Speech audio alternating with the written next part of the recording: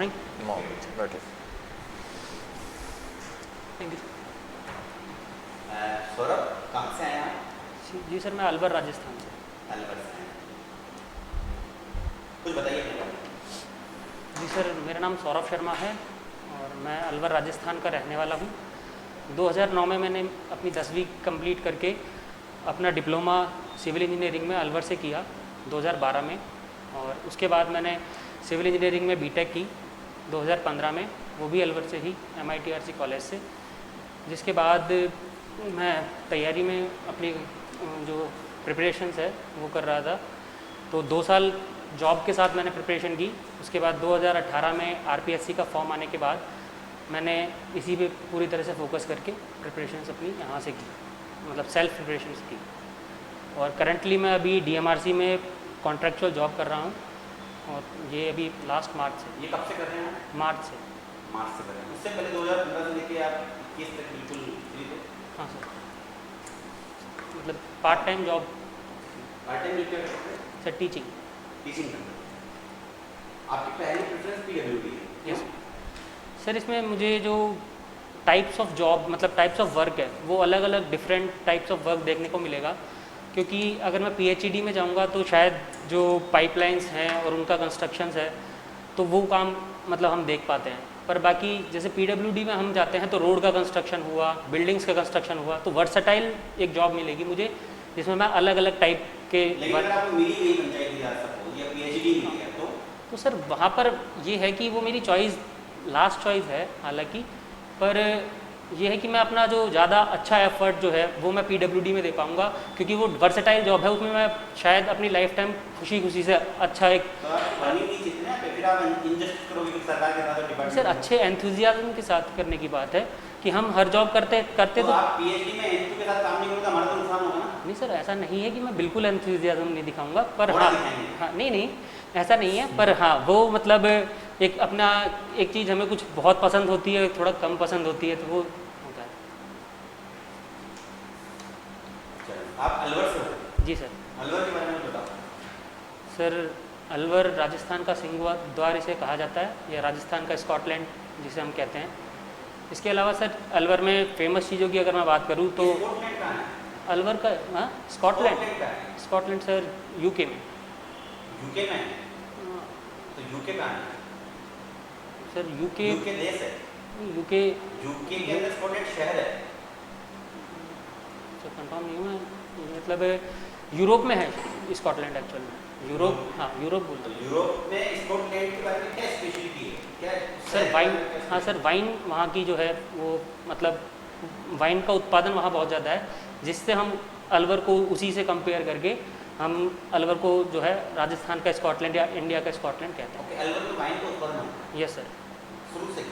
Yes sir, हाँ वहाँ पर MIA एक इंडस्ट्रियल एरिया है जहाँ कार्ल्सबर्ग बियर की कंपनी है, और उसके अलावा भी पहले बहुत सी कंपनियाँ रही हैं। तो शराबबंदी होनी चाहिए या नहीं होनी चाहिए? तो शराबबंदी मतलब उसका बंद कर देना कोई सॉल्यूशन नहीं है, उसके लिए आप प्रचार कीजिए कि हाँ वो चीज़ बुरी है, बाकी उसका तो सालों से चल रहा है, सिगरेट के डिब्बे के ऊपर भी लिखा होता है। जी सर देखो, बंद तो गुजरात में भी है, बिहार में भी है, पर सच्चाई जो है वो सभी को पता है कि कितना जो है काला बाजारी से वहाँ पर लोग शराब पीते हैं। 90% गरीब आदमी नहीं ले पाता, 90% तो लोग फिर भी छूट जाता है ना? सर जहाँ पर हम ऐसा कर देते हैं तो वहाँ पर काला बाजारी चलती है चीज़ों की, मतलब कि वो शुद्ध जो चीज़ अभी गवर्नमेंट के कंट्रोल में मिल रही है सही चीज़, तो लोग जैसे जहरीली शराब पी के जो मरने के केस आते हैं वो बिहार में सबसे ज़्यादा आते हैं।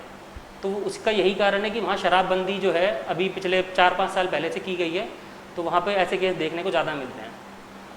तो लगा आप सहमत नहीं है कि शराबबंदी? हाँ, शराबबंदी से सहमत नहीं हूँ, क्योंकि सरकार को इससे बहुत रेवेन्यू भी होता है।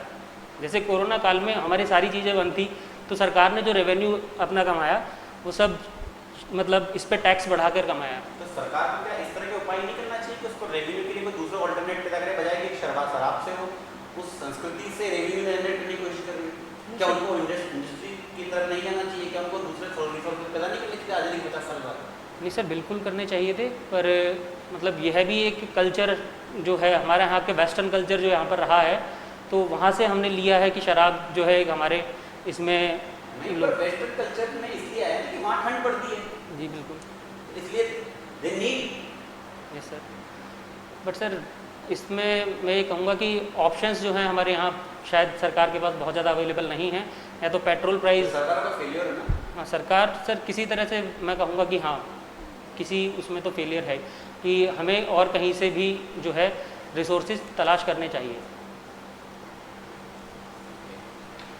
हाँ, अलवर के बारे में हमें बताइए, वो बता रहे थे। हाँ सर, अलवर में सर अलवर का जो किला है बाला किला वो काफ़ी प्रसिद्ध है। उसके अलावा अलवर के पास में भर्तृजी है, भर्तृजी धाम, जहाँ पर हर साल मेला लगता है।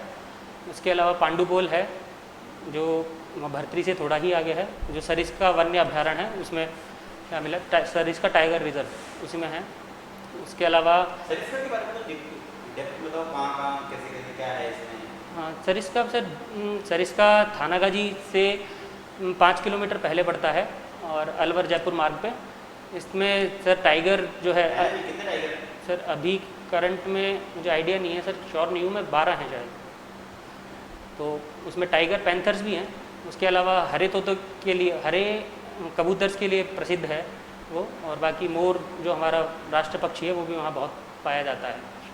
उसके अलावा सरिस्का के अंदर ही जो है ये भर्तरी धाम और पांडुपोल धाम आते हैं, जहाँ पर हर साल मेले लगते हैं, जो लक्खी मेले हैं एक तरह से। और इसके अलावा अलवर में चैतन्य प्रभु का तिजारा में जैन मंदिर है। तिजारा में किन का जैन मंदिर है? जैन मंदिर में कौन भगवान है? सर चैतन्य महाप्रभु। चैतन्य महाप्रभु? हाँ। जैन मंदिर? हाँ सर, चैतन्य महाप्रभु। जैन में चैतन्य महाप्रभु कहाँ से है? सर ये हाँ सर, हाँ तीर्थंकर 5वें तीर्थंकर थे शायद चैतन्य महाप्रभु। हाँ सर, मैं श्योर नहीं हूँ पर मतलब जितना मैंने सुना है सर 5वें तीर्थंकर थे। हाँ सर, ये वहाँ पर उनकी मूर्ति लगी हुई है तो उसके वहाँ पर लिखा हुआ है, पर मैं श्योर नहीं हूँ सर इस चीज़ पे। वहाँ महाप्रभु तो हिंदुइज्म की कुछ अलग विचारधारा थे, जैनिज्म तो नहीं। चैतन्य ही नाम, मतलब ऐसा, मतलब श्योर मैं नहीं कह सकता। अगर आप मतलब चंद्र प्रभु, हाँ चंद्र प्रभु, चंद्र प्रभु, हाँ चंद्र प्रभु जी, हाँ हाँ। जमीन आसमान का वर्क कर दिया, वो भी 5वें तीर्थंकर नहीं है, नहीं पता, ऐसा नहीं बोलना चाहिए। Sorry sir. कोई बात नहीं। चलो आप ये बताइए कि आपको किस सेलेक्ट करें, ऐसा क्या है आपके स्पेशल आपके क्या बिजनेस में बेहतर है, पहले बताइए। जी सर बिल्कुल। पक्का? जी। कैसे बेहतर? सर मुझ में टीम वर्क, एक जो टीम के साथ काम करने की एबिलिटी है और सबको साथ लेके चलने का जो मतलब मेरा कहूँ कि मैं, हाँ जो मैं सबको साथ लेके चल सकता हूँ, और एक लीडरशिप क्वालिटी है मुझ में कि जिससे मैं कह सकता हूँ कि किसी भी और कैंडिडेट से मैं। ऐसा कौन सा काम जिंदगी में आपने किया जिसमें आप बहुत लोगों को साथ लेके चले और आप सफलता पाई? सर मैं सोशल वर्क करता हूँ, जिसमें मतलब मैं पिछले 6 साल से लोगों को ब्लड प्रोवाइड करवाता हूँ अलवर में। तो जिसमें मैंने करीब 1000 से ज़्यादा लोगों को पिछले 6 साल में ब्लड प्रोवाइड करवाया है। उसके अलावा हमारा एक हेल्पिंग ग्रुप है, हेल्पिंग हैंड्स अलवर के नाम से। तो उसमें करीब 10,000 से ज़्यादा लोग जो हैं, 16,000 अभी करंट में 16,000 से ऊपर लोग फेसबुक पे जुड़े हुए हैं। पर हर संडे, पिछले 350 संडे से हर संडे सफाई भी करते हैं अलवर में। क्या प्रोसीजर रहता है जिसकी ब्लड रिक्वायरमेंट है, ये कैसे आती है रिक्वायरमेंट, लास्ट तक का क्या फ्लो रहता है, मुझे समझाओ। हाँ सर बताता हूँ मैं कि सर सबसे पहले अगर किसी को जैसे ब्लड बैंक जाएगा, किसी को भी ब्लड की रिक्वायरमेंट होगी तो पर्सन ब्लड बैंक जाएगा। वो ब्लड बैंक से या तो उसको एक्सचेंज में ब्लड मिल जाएगा या फिर नहीं मिलेगा। तो ऐसा होगा कि वो पता करेगा तो मेरे पास वहाँ से कॉल आएगा, या फिर मैं करीब 8 से 10 ग्रुप्स में जुड़ा हुआ हूँ, वहाँ पर रिक्वायरमेंट आएगी।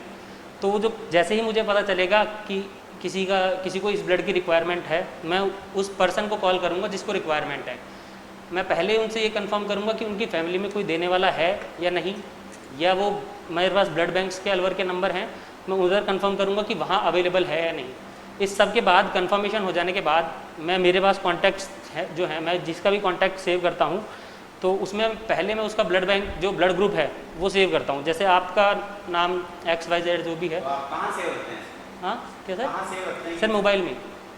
मोबाइल में सेव रखते हैं? हाँ सर, मोबाइल में जो मेरे कॉन्टैक्ट्स नंबर हैं, तो करीब भी 1700 कॉन्टैक्ट्स हैं मेरे। तो उसी के आगे लिख के देते हैं? हाँ, उसी के आगे मैं जो उसका ब्लड ग्रुप है वो मैं लिख लेता हूँ। और जैसे ही अगर किसी की A पॉजिटिव की रिक्वायरमेंट आई तो मैं बस कॉन्टैक्ट्स में अपने A पॉजिटिव लिखूँगा और वो सारे नाम आ जाएंगे। इससे पहले क्योंकि अभी मेरे पास मैं जॉब में हूँ तो मुझे टाइम नहीं मिलता है, तो मैंने मोबाइल से शुरू किया पिछले 2-3 सालों से, क्योंकि मैं अपनी पढ़ाई पे भी फोकस कर रहा था तो जा नहीं पाता था। नहीं, उससे पहले मैंने एक डाटाबेस बनाया हुआ था जो कि हेल्पिंग हैंड्स अलवर के नाम से ब्लड जो डाटाबेस था, तो उससे हमने गूगल फॉर्म भरवाया और वहाँ पे जो भी वॉलंटरी डोनेट करना चाहते हैं उनका डाटाबेस हमने। तुम्हारा फेवरेट सब्जेक्ट कौन सा है? Sir favourite subject concrete, surveying, soil.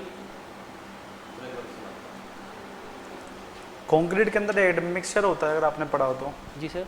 तो कुछ एडमिक्सचर के नाम बताइए, केमिकल वाले तो हाँ, केमिकल और फिजिकल दोनों बताइए।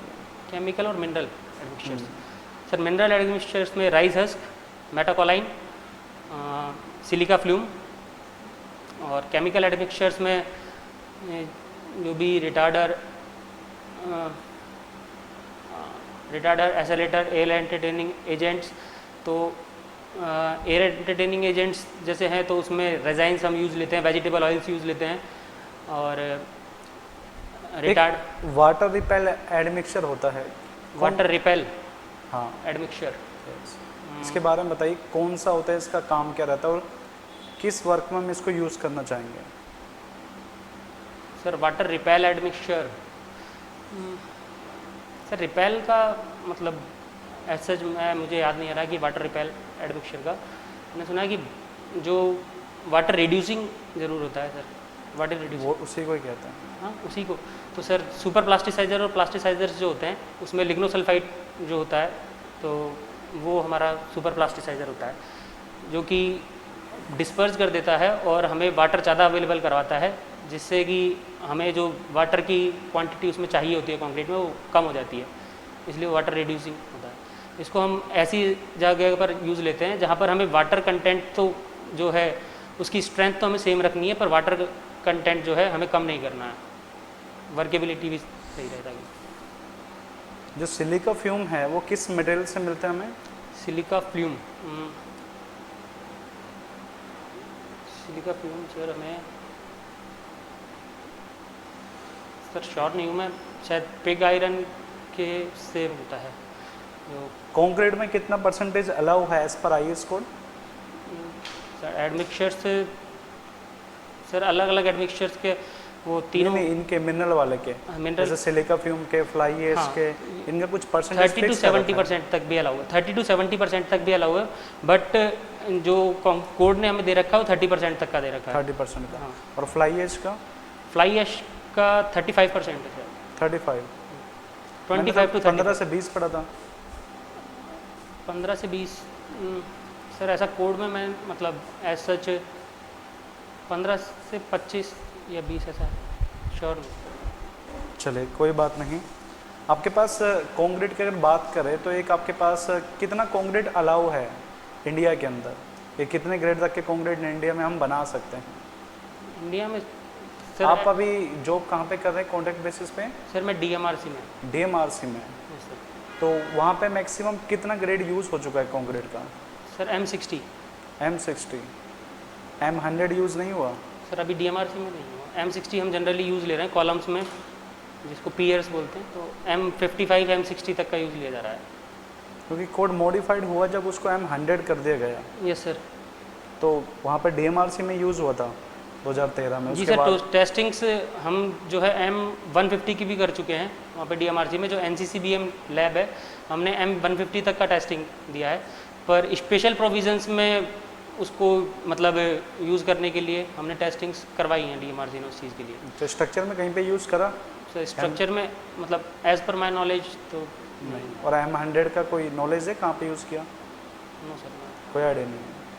अच्छा, ये बताइए कि आपके पास जो कैरेक्टरिस्टिक स्ट्रेंथ होती है सर वो आपके पास पक्के हैं, ऐसे कहते हैं कि भाई 100 के ऊपर टेस्टिंग करके पता किया जाता है, ऐसा क्यों?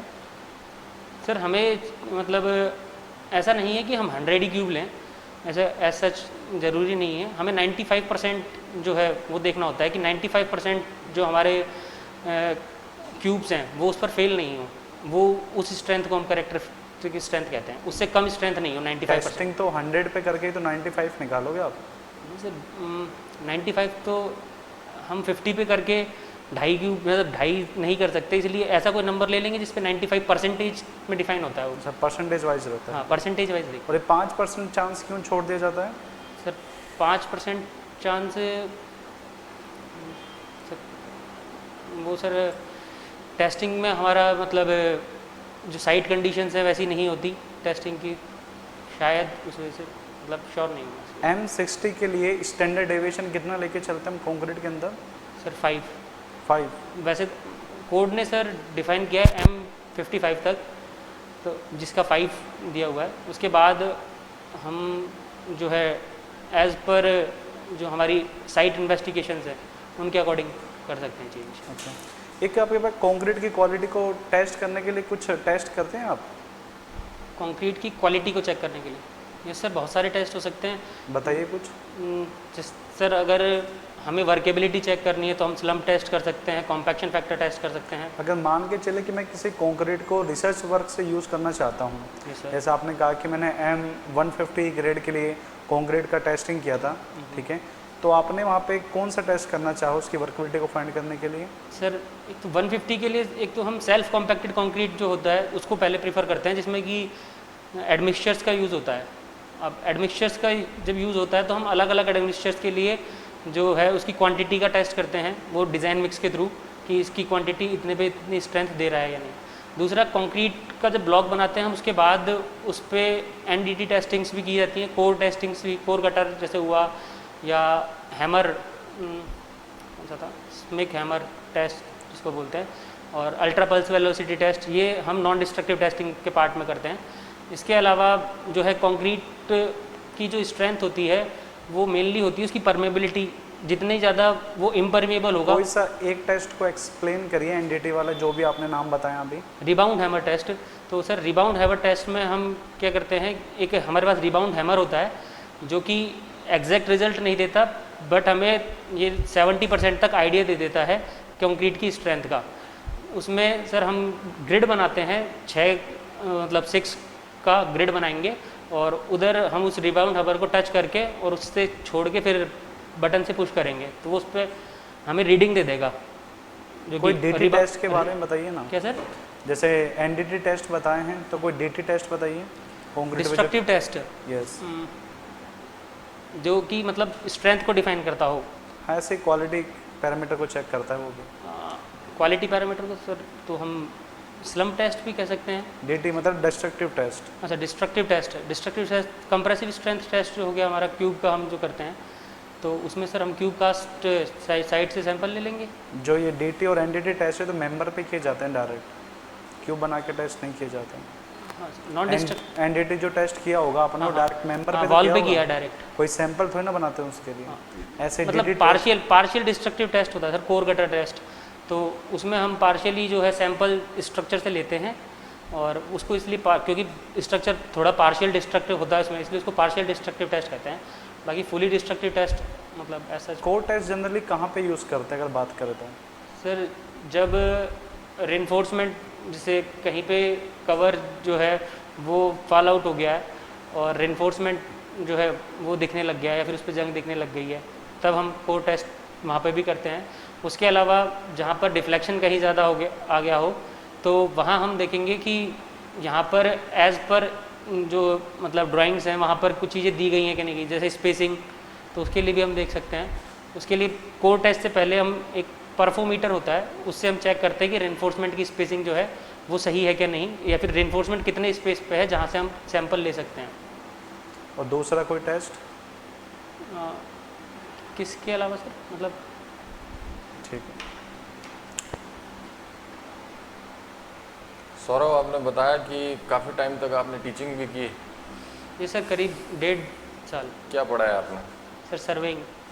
सर्वेइंग पढ़ाया। जी सर। तो आपका स्टूडेंट आपसे कोई ऐसा क्वेश्चन पूछता है जिसका आंसर आपके पास नहीं होता है तो आप क्या करते हैं? सर मैं जनरली रेफरेंस बुक्स जो हैं वो देखता हूँ, नहीं तो नेपटेल से सर जो IIT वीडियोज़ हैं वहाँ से सर्च करने की। जिस टाइम वो आपसे क्वेश्चन करता है उस टाइम आप उसको क्या कहते हैं? सर उस टाइम मैं मतलब उसको गलत जवाब नहीं देता, मैं स्टूडेंट से ये कह देता हूँ कि मैं हाँ इसको जब समय मिलने पर मैं आपको बताऊँगा, इसको जनरली क्लास के बीच में अगर ऐसा कोई क्वेश्चन होता है तो मैं उस टाइम जो स्टूडेंट को ये कहूँगा कि क्लास के बाद आप मुझसे बात करिएगा। तो क्लास के बाद यदि मुझे वो आता है या यदि मैं मतलब उसको रिकॉल कर पा रहा हूँ तो मैं उसको तभी जवाब दे दूँगा, नहीं तो मैं अगले दिन का समय मांगूंगा स्टूडेंट से। और अगर आपको जवाब नहीं मिलता है तो? सर ऐसा मतलब ऐसा बहुत कम होता है। नहीं, पर अगर नहीं मिला है तो उस कंडीशन में आप कैसे हैंडल करेंगे उसको? नहीं सर, जो भी सिचुएशन है मैं स्टूडेंट को साफ बोल दूंगा कि हाँ ये मेरी नॉलेज में नहीं है, या फिर तो मैं उसको गलत जवाब नहीं दूंगा उस चीज़ का। राजस्थान में कोविड की कौन सी लेयर आई थी अभी? कौन सी? सेकंड वेव आई। Yes sir. तो क्या फेलियर मानते हैं आप राजस्थान गवर्नमेंट के जिसकी वजह से वो आई? सर इसमें गवर्नमेंट के साथ साथ सिटीजन्स का भी मतलब थोड़ी लापरवाही कहूँगा मैं, कि हमने फर्स्ट वेव के बाद बहुत ही कैजुअली ले लिया था चीज़ों को, जिसके बाद हमने मास्क और सोशल डिस्टेंसिंग इस पर बिल्कुल भी ध्यान नहीं दिया। और गवर्नमेंट की तरफ से मैं फेलियर ये कहूँगा कि हमें हेल्थ इंफ्रास्ट्रक्चर जो पिछले 1 साल में जितना सुधारना चाहिए था हमने उस पर उतना ध्यान नहीं दिया। हमने प्रिपरेशन नहीं की सेकेंड वेव के लिए कि हम अपने हेल्थ इंफ्रास्ट्रक्चर को उस लेवल पे ले जाएं कि अगर ऐसा कुछ होता है तो हम उसके लिए प्रिपेयर रहें। आरसीसी में कवर कितना देते हैं हम आउटर वॉल पे? आउटर वॉल पे 20 mm सर, मतलब वॉल पे 20 mm। 20 mm श्योर है आप? आउटर पे 20 mm सर।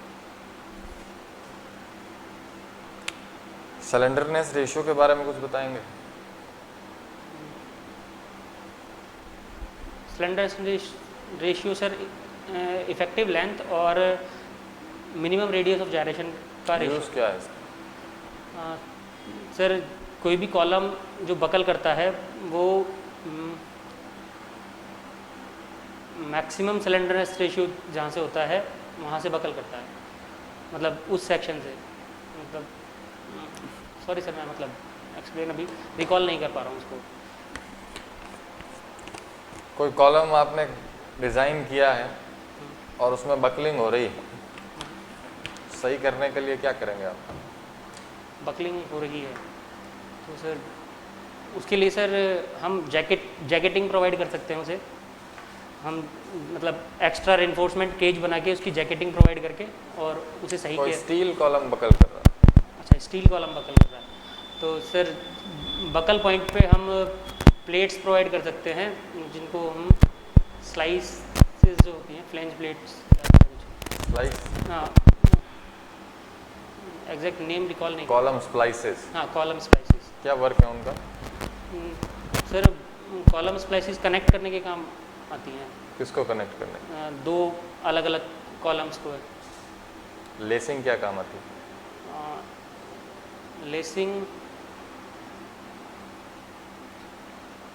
लेसिंग भी सर कॉलम्स को कनेक्ट करने की। बैटनिंग क्या काम आती है? बैटनिंग भी वही, पर लेसिंग जो कौन होता सी है, कब यूज़ करनी है क्या पता होगा? हाँ, सर इसेंट्रिक लोडिंग होती है तो हम लेसिंग यूज़ करते हैं, और अगर सेंट्रिक लोडिंग है तो हम बैटन्स यूज़ करते हैं। तो फिर स्प्लाइस प्लेट कब यूज़ करेंगे? Splice plate sir in general case अगर हमको कॉलम्स को कनेक्ट करना है तो हम स्प्लाइस प्लेट्स का यूज़ करते हैं, और अगर हमें मतलब कॉलम का साइज़ डिफरेंट है तो उसके साथ में बियरिंग प्लेट्स भी यूज़ करते हैं। बिल्टअप कॉलम किस कंडीशन में यूज़ करते हैं? जब सर हमारे पास रोल्ड स्टील जो सेक्शन है जो मार्केट में अवेलेबल है वो सेक्शन मतलब हमारी नीड्स को फुलफ़िल नहीं कर पा रहा है तो हम बिल्टअप सेक्शन। कितने टाइप के सेक्शन हैं? सर 5। श्योर है आप? सर स्टील टेबल के अकॉर्डिंग 5। कौन कौन से? Sir angle section, channel section, angle channel, I section और टी सेक्शन और एल सेक्शन में शायद, हाँ, रोल्ड स्टील। एंगल और एल सेक्शन में क्या डिफरेंस है? सर एल सेक्शन जो होता है वो 2 अलग अलग प्लेट्स को जोड़ के बना होता है, और जबकि एल सेक्शन जो होता है वो पूरा जोड़ के बनाया, फिर तो रोल्ड स्टील सेक्शन हुआ ही नहीं। हाँ, कनेक्शन हो गया।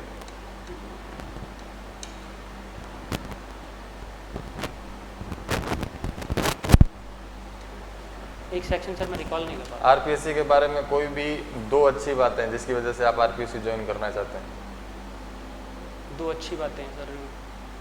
पहला कहूँगा कि समाज में जो इज्जत है इस जॉब को लेके वो मतलब मेरा आकर्षण का केंद्र रही है, जिसकी वजह से आपके लिए अच्छा नहीं, नहीं आरपीएससी के पॉइंट ऑफ व्यू से अच्छा। आरपीएससी के पॉइंट, आपको आरपीएससी में ऐसा क्या अच्छा लगता है कि आप ज्वाइन करना चाहते हैं? वही सर मैं कह रहा हूँ कि समाज में जो इज्जत है आरपीएससी को लेके, वो एक पहला पॉइंट है।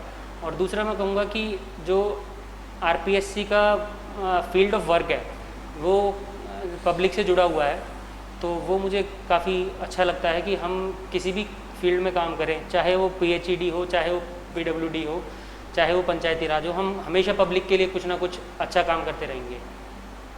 अगर आरपीएससी आपको सेलेक्ट नहीं करता है तो फिर से आप आरपीएससी के लिए ट्राई करेंगे? जी सर बिल्कुल। आपका इंटरव्यू ओवर, अपन थोड़ा फीडबैक पे बात कर लेते हैं। देखो शुरू से अपन चलें, एचआर के राउंड की बात करें तो मैंने जो स्टार्ट किया था आपसे, अपने अलवर के बारे में पता तो है आपको, लेकिन देखो एक बात आई थी अपनी चॉइसेज पे, पहला क्वेश्चन जो पीडब्ल्यूडी की चॉइसेज के बारे में बात की, कभी भी ये नहीं बोलना कि मैं वो मेरा एंथो नहीं है या मैं उसमें काम नहीं करना, मतलब आप आपके दृष्टिकोण से साफ नजर आ रहा था, चाहे वो आपसे गलत निकल गया हो, कि आप पीएचडी में तो बेमन से ही काम करेंगे क्योंकि नौकरी लग गई तो काम करनी है। ये एटीट्यूड तो अगर आपने शो कर दिया तो फिर बहुत दिक्कत हो जाएगी, है ना। आपको तो ये कहना है कि मेरे लिए सब बराबर है, क्योंकि प्रेफरेंस भरनी थी और कई लोगों से फीडबैक लिया तो उन्होंने कहा था कि वर्क ऑफ स्कोप थोड़ा ज़्यादा होता है पीडब्ल्यूडी में, और इसलिए मैंने पहली प्रेफरेंस पीडब्ल्यूडी डाली। अदरवाइज मेरे पास डब्ल्यूआरडी हो तो भी मैं उतनी मेहनत से उतने जिल से काम करूँगा। आपको ये कभी नहीं करना कि वो करना ही है वो, तो वो बहुत बड़ी गलती हो गई आपसे। वो उनको भी पता है कि सबका प्रेफरेंस पीडब्ल्यूडी क्यों बस। रहता है। लेकिन उसमें झूठ नहीं बोलना है, ईमानदारी यही थी कि आपने कई लोगों से फीडबैक लिया होगा, कई लोगों से पूछा होगा कि यार क्या भरूँ पहली प्रेफरेंस, तो उन्होंने क्या कहा पीडब्ल्यूडी पर, तो बस वही सच्चाई बोलनी है आपको। दूसरा, मैंने आपसे पूछा आप दूसरों से बेहतर है क्या, आपने फटाफट बोल दिया यस। दूसरों को आप कैसे जानते हैं? आप मिले हो कभी? तो आपने कैसे बोल दिया कि मैं बेस्ट उनसे बेहतर हूँ? आप ये बोल सकते थे कि सर मैं तो सिर्फ अपने को जानता हूँ और मेरे हिसाब से मैं एक बेहतर कैंडिडेट हूँ आरपीएससी के लिए, लेकिन आप सारे लोगों से बात करोगे क्योंकि आप आरपीएससी पैनल में हो, तो आपको ज़्यादा बेहतर तरीके से आप आकलन कर पाओगे कि कौन बेहतर है। मैं अपने को जानता हूँ, आप दूसरों को थोड़ी जानते हो। हाँ नहीं, यही एक्चुअली आपको इसी के लिए तो इंटरव्यू होता है, मॉक इंटरव्यू होता है कि अपन इन चीज़ों का एनालाइज, कोई जरूरी नहीं यही क्वेश्चन आए, लेकिन इससे रिलेटेड कुछ और भी आ सकता है, तो आपको वैसे हैंडल करना है उसको डिप्लोमेटिकली। देन यही था। और टेक्निकल कैसा था सर इनका? Yes sir, good. जिसके आंसर नहीं पता थे आपने सीधा मना कर दिया, ये अच्छा लगा। ऐसा नहीं कि कोई गलत आंसर दिया हो आपने, ये आपका पॉजिटिव पॉइंट था कि कोई पूछता और आंसर आप गलत देते तो नेगेटिव में चला जाता। अगर नहीं पता, भाई सिविल इंजीनियरिंग बहुत से क्वेश्चन है, तो जरूरी नहीं कि सबके आंसर आपको पता हो। कवर का गलत था आंसर आपका, स्प्लाइसेस का आपका अगर आंसर किसी का गलत भी था। नहीं पता हो तो कवर सर 20 mm नहीं होता। नहीं होता। स्प्लाइस प्लेट कॉलम की लेंथ इंक्रीज करने को काम आती है। नहीं, इंटरनल वॉल पे 12 mm और एक्सटर्नल पे 20 mm, ऐसा ही तो, मतलब शायद मुझे ऐसा ही पढ़ा है मैंने। आउटर एक्सटर्नल वॉल पे 50 mm होता है। वो आपने बताया वॉल पे स्ट्रक्चर वो प्लस्तर का बता दिया आपने। आपने प्लस्तर का अंदर की तरफ 12 होता है, बाहर की तरफ 20 होता है। हाँ हाँ, वो प्लस्तर का बता दिया। प्लास्टर का बताया आपने। प्लस्तर अंदर की तरफ 12 होता है, आरसीसी वॉल। ठीक है, तो ये ठीक है। करंट अफेयर थोड़ा सा पढ़ो ना डेली न्यूज़पेपर, क्योंकि ये बहुत ज़रूरी चीज़ है, इस पर डिस्कशन होगा, कोई ना कोई एक मुद्दे पे बात होगी। बाकी ओवरऑल आप बताओ सर, फीडबैक कैसा था? बस और ठीक था। एक बार आपको जो बेसिक है उसको रिवाइज करने की ज़रूरत है। बिल्कुल सर। अभी सीधा उसमें कोई भी कॉन्सेप्चुअल चीज़ें आपसे नहीं पूछी गई थी। सीधा स्प्लाइस प्लेट क्या होता है, लेसिंग क्या होता है, तो एटलीस्ट आपको ये तो पता होना ही चाहिए कि उनका यूज़ क्या है। If you really like the video, please hit the like button, share the video, subscribe to our YouTube channel and press the bell icon for the latest updates. Thank you.